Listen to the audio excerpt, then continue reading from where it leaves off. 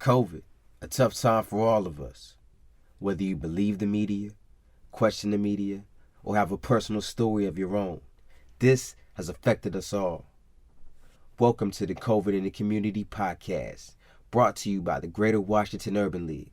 I'm your host, Xavier Snow. We use this platform to connect with our community and share stories in the hopes of raising awareness and building confidence in our fellow neighbor. It has been said that we are all in this together. However, there are those talking and those listening. My aim here is to make sure all who listen use their best judgment moving forward on this trajectory. It's hard to add flair to such a dire topic, but I assure you, passion and purpose are my main driving forces. Let's get informed in a comfortable way. Welcome to the COVID in the Community podcast. I'm your host, Xavier Snow. This is the first episode. The goal of this podcast is to have candid conversations around COVID 19 and how it has affected our community. If you have any questions about COVID 19, please visit coronavirus.dc.gov. This podcast is being brought to you by the Contact Tracing Awareness Program and is presented by the Greater Washington Urban League. Today is November 13th, 2020, and I am joined by my colleague and good friend, Mr. Landrum Beard of the Greater Washington Urban League. How you doing today, sir? Good morning. Good morning. How are you? I'm blessed, man. I'm blessed to be here. So for the people that don't know who you are, do you mind just telling us a little bit about yourself and what it is that you do? Certainly. Um, as you mentioned, my name is Landrum Beard. I come to this area from the great state of New York, from Buffalo. Um, Took a position at the Greater Washington Urban League as the director of philanthropy. I come with over 15 years of experience in fundraising, specifically in Black and Brown communities, but also looking at it from a social justice point of view. And I'm proud to say that found a place here where I can begin to uh, build upon the careers that I set forth 15 plus years ago. Right, nice. Okay, so you have a social justice background.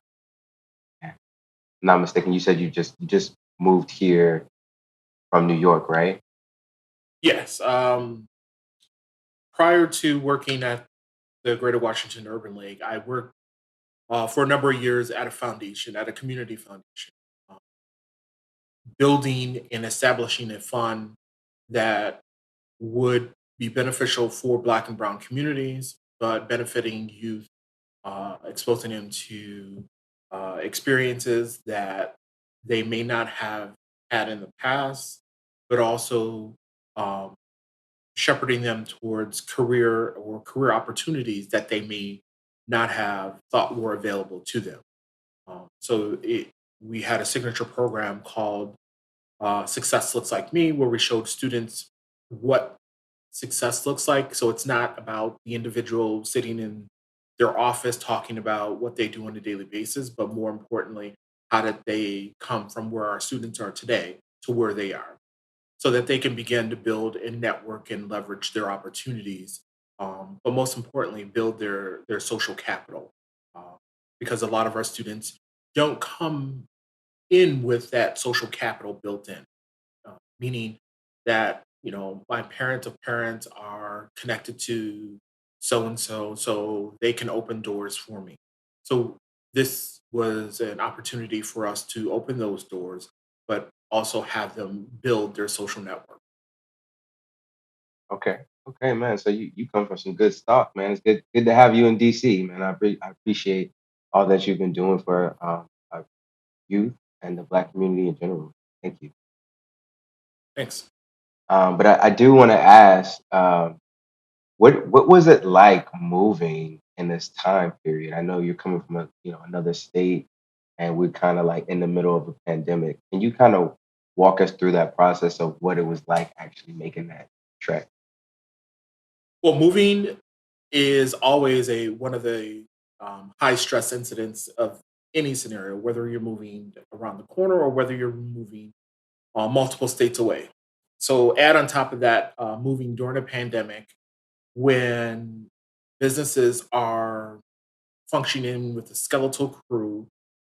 Um, every day there are new recommendations that are coming out on a state level because there weren't any national mandates and there still aren't any national mandates, um, and how to begin and operate um, your plan of attack. So by nature, I'm a planner. So I like to plan.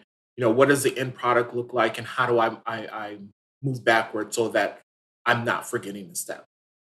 So doing it during a pandemic is difficult because yeah, one, I had to select a moving company that was reputable, looking at reviews, um, and then someone that specializes in moving interstate. Because if you're moving within your state, it's a different price than you moving outside of the state, and then everything is priced per pound, and then there's so many square feet in pounds that you're allowed before you move into a next bracket of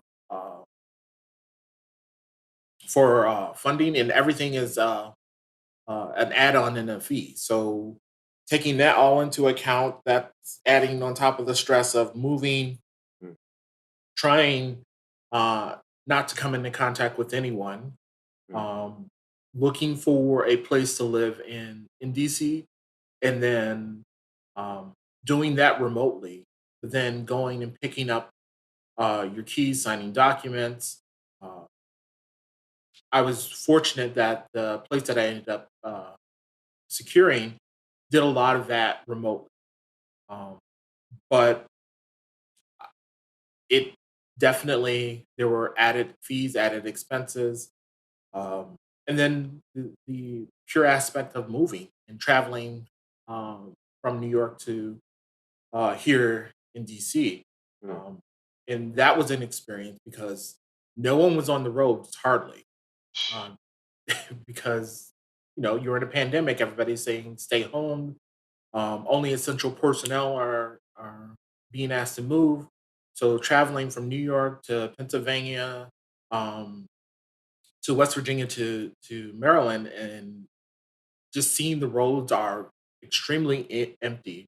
Um, Planning ahead of if I needed to stop to get gas, where would I stop, and will they have gas, and will they be open? So those are some of the things that you have to begin to think about, and then carrying wipes and things that you would need in a car, things that you would need if you're coming in contact with anyone, having gloves just in case you need to pump your own gas. Because remember, this is April, and there was still a lot of ambiguity about how this disease is contracted. Is it surface to surface? Um, could it be on handles? And then at the time, DC didn't have a mask mandate, but New York State had a mask mandate since the middle of March. So it's different experiences from state to state because you cross from New York into Pennsylvania. Pennsylvania has its own set of rules. um, West Virginia at the time, they didn't have any reported cases, so that was pretty interesting. But in reality, they did have cases, but they didn't report them. And then coming into Maryland, where there was there were 2 days before I moved, was the stay-at-home mandate, where Wow. everybody's required to social distance, stay at home, businesses were closed down, gyms were closed. So it's all up in the air of just experiencing how can I move myself from one place to another, then sanitize the place, and then have somebody move my things in, and then clean up after that. Um, so it was an experience. It's something I will possibly never forget. There's some learning lessons in moving Mm. interstate, but everything is a learning opportunity. Absolutely, absolutely, and that's really important to just take away from life in general. I think there's just so many lessons to learn from this pandemic as far as just being ready, being prepared, having a backup plan. Um, but I wanted to dive deeper a little bit more so towards you, and then I'm gonna kind of broaden it out a little bit. Um, but so you moved from New York during the pandemic. There's nobody on the roads. You get here, and it's not like you're able to just hit the town and actually start meeting people and socialize as abundantly as you like to. Kind of walk me through how the pandemic um, affected your social life and the things that you were kind of used to do. Well, the social life has definitely been affected. I'm the type of person I like to hang out with friends. I like to go out. I like to experience new things. And then part of the excitement of accepting a job in DC is the ability to expand social network, but also to see a thriving metropolis where I can, do things every single day. Um, so that was an excitement in itself. Uh, but now it's looking at it from a point of view of, know, that may not come immediately. It may come down the line, depending on what the new normal is going to be, because you have to prepare yourself that we're never going to go back to what we considered normal in the past. But we have to prepare ourselves for being vigilant as to what are some of the new types of normal that we want to create in our lives, and that's interacting with people. So uh, traditionally, in interacting with people, you would have friends come over. That has to be limited. Um, a lot of interactions are you know online, social media, and then if we're going to hang out, doing social distance, practicing social distance, and um, make sure everybody has a mask. I know every time I leave the house, I have a mask, a couple masks on me. I keep a couple masks in the car. I keep unused masks just in case something happens where your mask falls and it gets soiled, so you need another one. Um, I know a couple times I met with some of my fraternity brothers and um, people that I've met down here previously, and we went to a couple of the museums when they reopened. Mm. Um, the uh, as well as experiencing some of the marches and the protests uh, over the summer. So uh, just being extra vigilant about how you are now interacting with people, and these could be people that you've known for a lifetime, which a lot of them are. But I don't know what you're doing during the times that we are not together. So it's Right. not that I don't trust you. It's just that I'm practicing safety for myself and I'm practicing safety for you and your family. Mm, absolutely. And I think that that segues into my next question perfectly. Um, just looking at the news today, it was pretty disturbing to see the U.S. hitting record highs. Just at this point, like we haven't seen hospitals this full since spring, and we're continuing to approach winter, and across the country, we're basically going to be battling the flu pandemic. Of course, you can't forget about systemic racism. That's ever lurking. But right now, especially as we move into the holiday season, right? With Thanksgiving just a few weeks away, Christmas right around the corner. A lot of people have not seen their family um, since this time last year, at least in physical, in person. So, my question to you is what advice do you give to these people that are maybe struggling with making a decision of, how should we really plan what's normally a family time of communion and reunion? How do we go about making those plans? But you have to plan for safety. So part of it is every interaction doesn't need to be an interaction physically. So you can have that family moment via a call, via um, a video chat or socially distance if you have that luxury. Um, or if the holiday seasons are approaching and you want to get together, everybody can't get together at the same time. So maybe you have to stagger your your visitation with family. Um, or maybe you have to put it off to a day that's not as busy and not as cumbersome. Um, you have to begin thinking about things that are not necessarily traditional because Thanksgiving is not just one day. Thanksgiving is every day. You have to be thankful for what has been provided for you, and that's not just one day that was made up by a president of the United States um, to spur growth and to spur retail.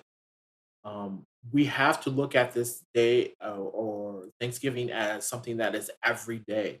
How am I going to make my relationship with my family meaningful? So, how important is family in times like this? Well, family is important at all times. So, Right.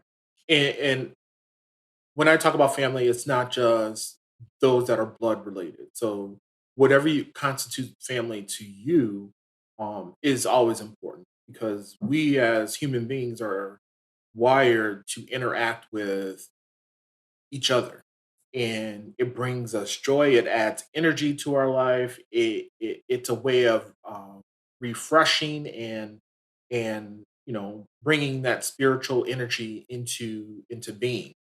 Um, so the importance of having family around or interacting with family is as important to your mental state.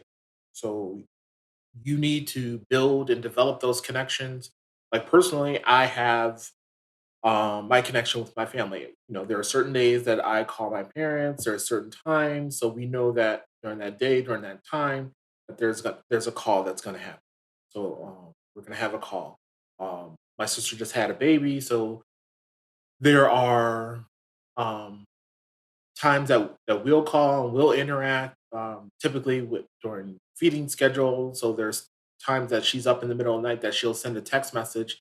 Sometimes I'm awake, sometimes I'm not awake, but you know, we keep those lines of communication open. And I have family members who are in the area, maybe an hour or two away. We interact. I have a cousin who's in law school in at UDC. So there there are families that are important to you, and then there's families that are bonded through relationships. So I have fraternity brothers that are living in the area, so we have that chance to interact. We have a chance to fellowship, and then one of my line brothers moved down here just about a year ago, um, to take an opportunity to get his PhD. So we're in contact with each other. Just how are you doing? Do you need anything? Is there something that um, we can do together, or just little things like that. Right on. Important to have a strong network, especially in times like this, whether it be your family, your friends, coworkers, got to build that bond.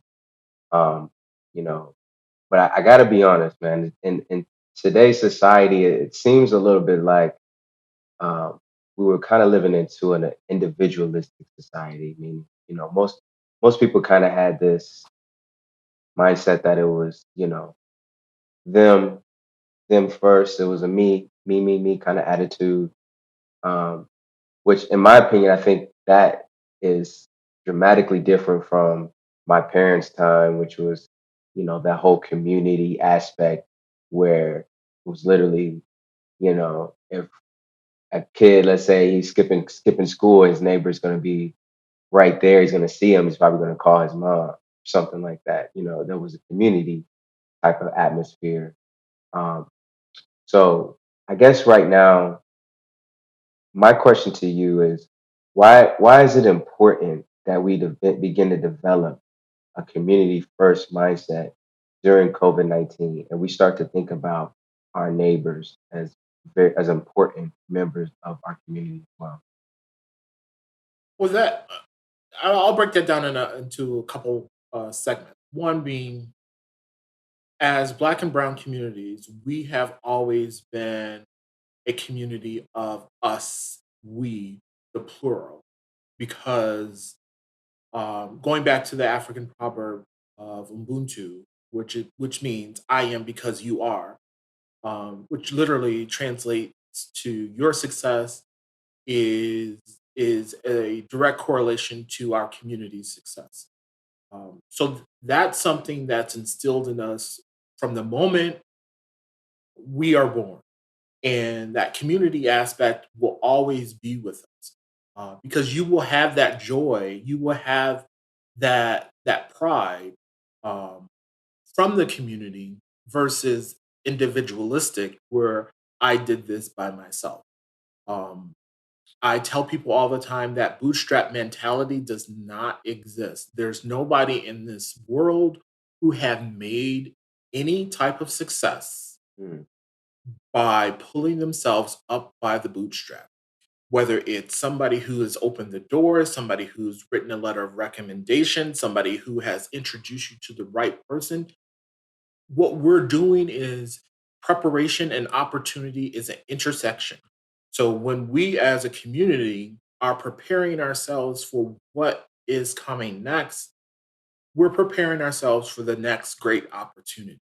So we have our friends and our family members that we have to look after. Yes, there are times where you do not have that familiar relationship with your neighbor, but when you think of something that's not right. So let's say your neighbor has a set schedule and you realize maybe after a couple of days, you haven't really seen your neighbor. You haven't really come in contact with her. Then something's not right. Something's off. We all have that off feeling. right. So having that interaction or reaching out to your neighbor, oh, hey, I haven't seen you in a while. Um, Sending a note, just want to make sure everything's all right. Mm, These are things that we have to begin to put back into practice uh, so that we are taking care of our community. If we see someone on our everyday journey and then sometimes they're not there, that triggers something because you're so accustomed to seeing it that when you don't see it, your brain says, "Hey, there's something missing." So these are the things that we have to take into account, that our neighbor and the survival of our community is a direct result of our survival. And we have to begin to utilize that at every aspect of our relationships, whether it's our within our community or or looking at it globally. How we survive as a race of people is a direct result of how we begin to treat each and every one of us. absolutely, absolutely. I love that answer. Right now, I respect that. However, you and I both know there's some people that just blatantly don't respect. They don't respect the mask, the social distancing, and I'm just curious. What message specifically would you have for those that are just not taking this virus seriously? And like, what would you say? Well, it is a serious matter. So the way the statistics are, everybody will know somebody who has been affected by this virus. Um, I have friends who have lost parents. I have friends who've lost siblings. I have friends who have lost loved ones, partners. Um, and this virus does not discriminate. Yeah, a vast majority of people will recover from the virus. But what we're finding today is that there are lingering residual effects of this virus that will last and carry on into their daily lives, whether it's the mental fog or whether it's additional health related problems. So it's not something like you catch the flu, you recover from the flu, and you go about your daily life.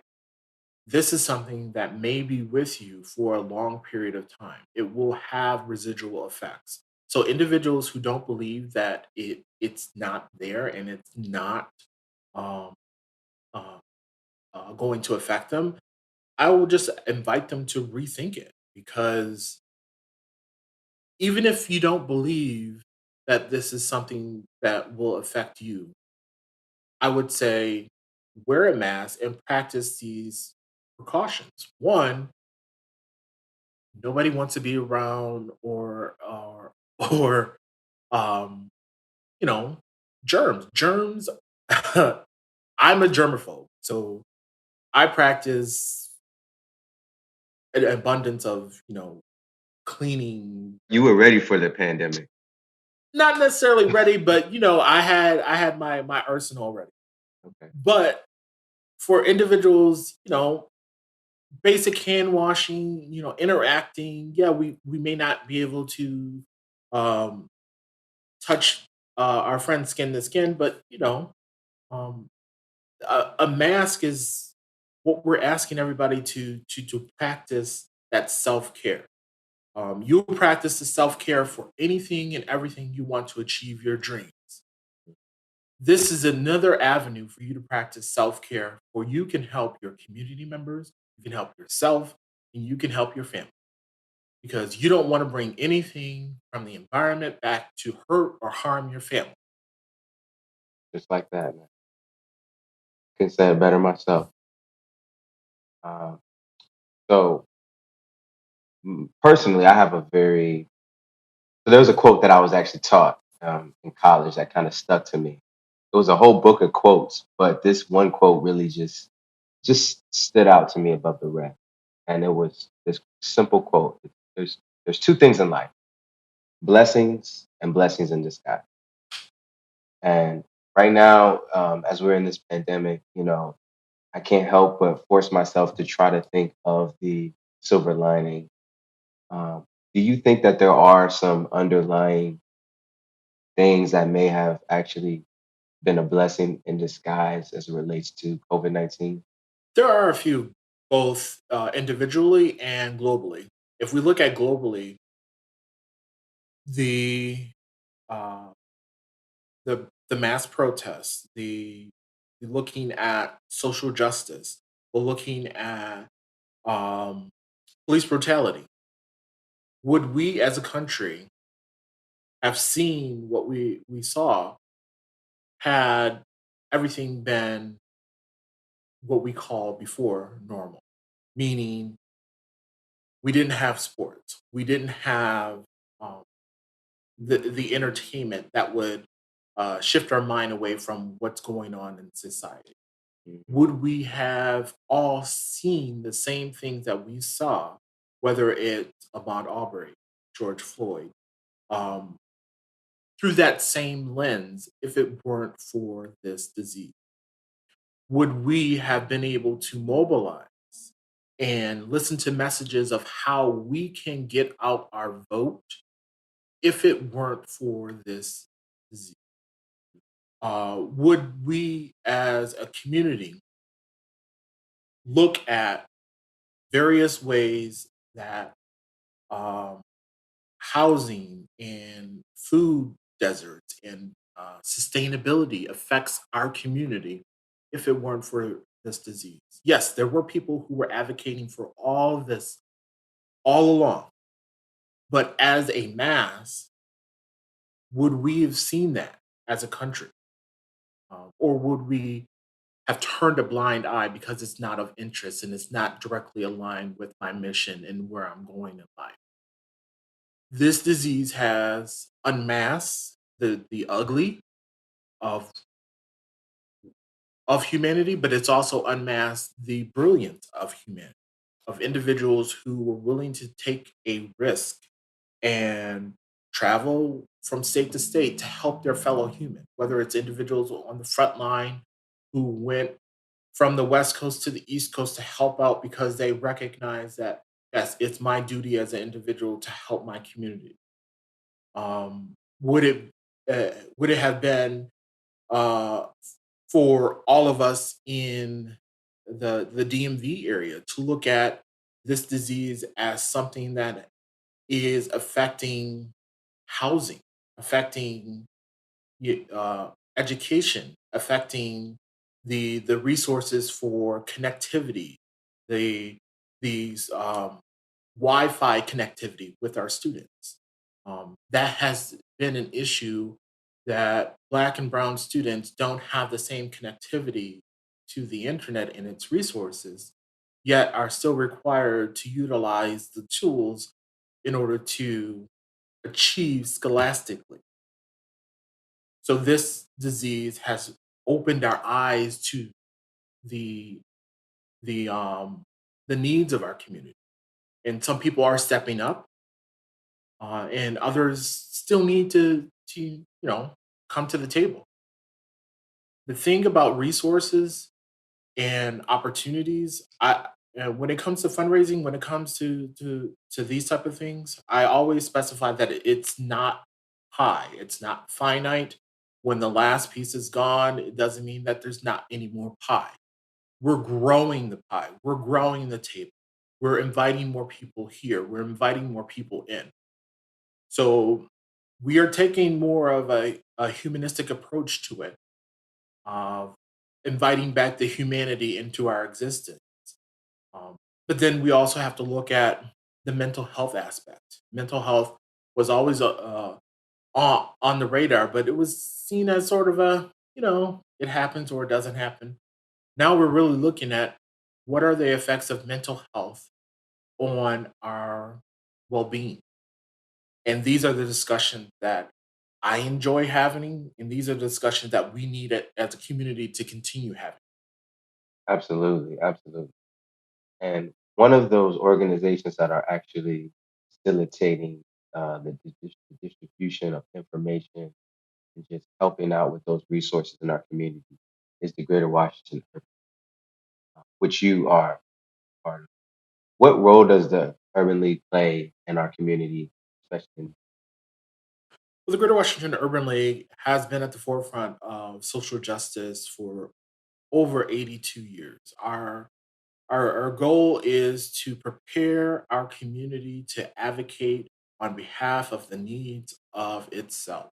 We advocate in the areas of housing, emergency assistance. Um, we want to secure that family and generational wealth.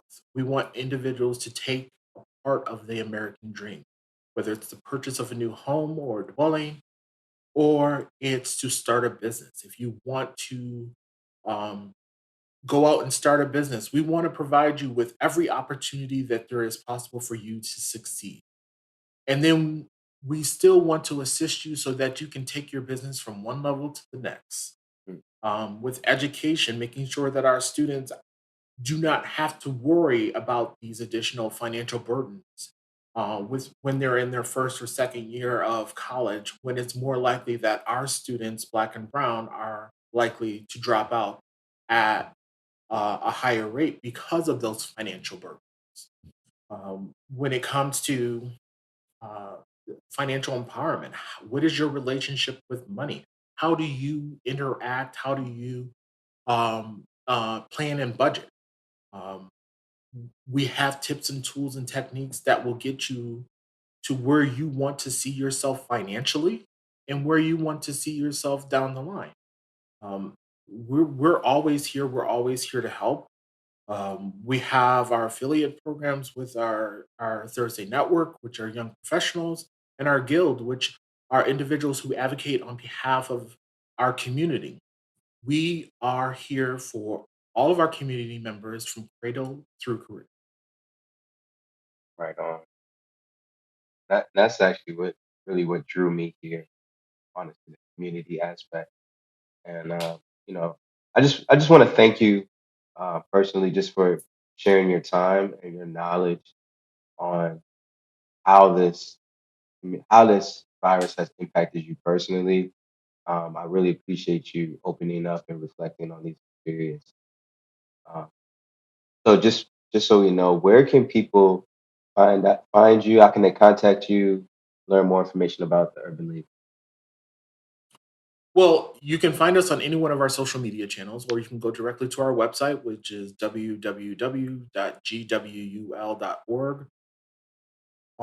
Same thing with our social media. It's GWUL365. And if you want to contact me directly, my email address is lbeard, LBEARD, at gwul.org. O-R-G. Now, is there any last remarks that you want to leave our audience with today? Well, when it comes to COVID, we know that the numbers are rising. We know that um, we, as well as the entire world, is entering into its second wave. So we've done this before. We've been through this. What we're asking is that everybody to practice self care, to practice social distancing. Make sure you wash your hand, and make sure check in on your neighbor every now. We dealt with some amazing topics today. Thank you for staying with us. Stay connected with us directly through gwul.org/CCTAP. You can also join the discussion on Twitter at GW Urban League and Instagram at GWUL365. If you would like to speak with us directly, please send us an email through gwulinfo@gwul.org. And as always, thank you for allowing understanding while dealing with all different opinions.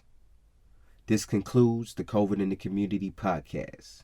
Don't forget to like, subscribe, and visit coronavirus.dc.gov for all the up-to-date statistics on COVID-19 in DC.